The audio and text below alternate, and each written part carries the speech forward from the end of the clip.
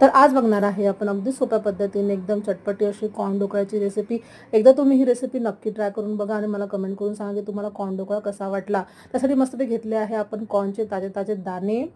आता पाण्याने स्वच्छ धुवून घ्यायचे आहे आणि आपण मिक्सरच्या भांड्यामध्ये दाणे काढून घेणार आहे। त्यामध्ये टाकणार आहे आपण 3 ते 4 हिरव्या मिरच्या तिखटवाल्या आणि सोबतच टाकणार आहे आपण चवीनुसार मीठ, धनापूड आणि टाकणार आहे आपण छान असं दही, आंबट दही टाकायचं आहे आणि मिक्सरमधून छान आपल्याला ते फिरवून घ्यायचं आहे। स्मूथ असं बॅटर तयार करून घ्यायचं आहे। ताजे दाणे आहेत तर लगेचच आपलं बॅटर मस्त तयार होतं, एकदम स्मूथ असं बघा छान बॅटर तयार झालेलं आहे। आता मी करणार आहे एका भांड्यामध्ये याला काढून घेणार आहे आणि यामध्ये टाकणार आहे 1 वाटी बारीक रवा। तुमच्याकडे जो रवा अवेलेबल असेल तुम्ही तो रवा टाका, जाड टाकला तरी चालतं। मग आपण त्याला मस्तपैकी रवा मिक्स करून घेणार आहे। रवा आहे तर आपण त्याला 5 ते 10 मिनिटांसाठी रेस्टला ठेवणार आहे। रवा छान फुगतो तोवर मी मस्तपैकी तडक्याची तयारी करून घेतली होती।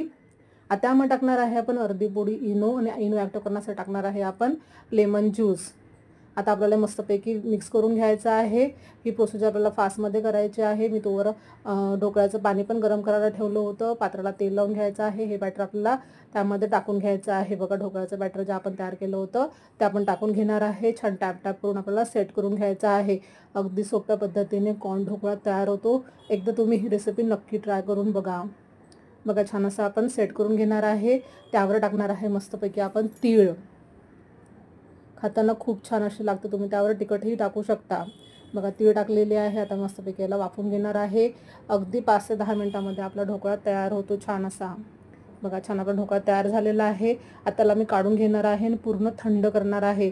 थंड झाल्यानंतर ढोकळा खूप असं लवकर असा मस्त मोकळा होतो बघा। छान आपल्याला काटं वगैरे करून घ्यायचे आहे आणि ढोकळा आपल्याला काढून घ्यायचा आहे। बघा अगदी सोप्या पद्धतीने जाळीदार असा ढोकळा आपला तयार झालेला आहे।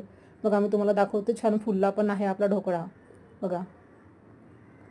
आता मस्तपैकी आपण याच्या आपल्या आवडीप्रमाणे शेपप्रमाणे मस्तपैकी आपण याचे पीसेस पाडून घेणार आहे।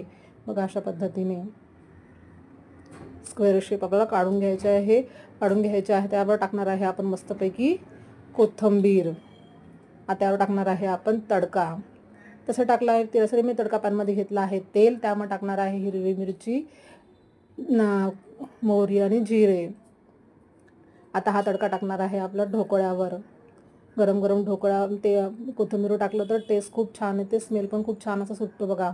मस्त आपला ढोकळा तयार झालेला आहे। तर तुम्हाला माझी आजची रेसिपी कशी वाटली कमेंट करून मला नक्की सांगा। भेटू नेक्स्ट व्हिडिओमध्ये अशाच नवीन नवीन आणि सोप्या सोप्या रेसिपींसोबत। Bye bye.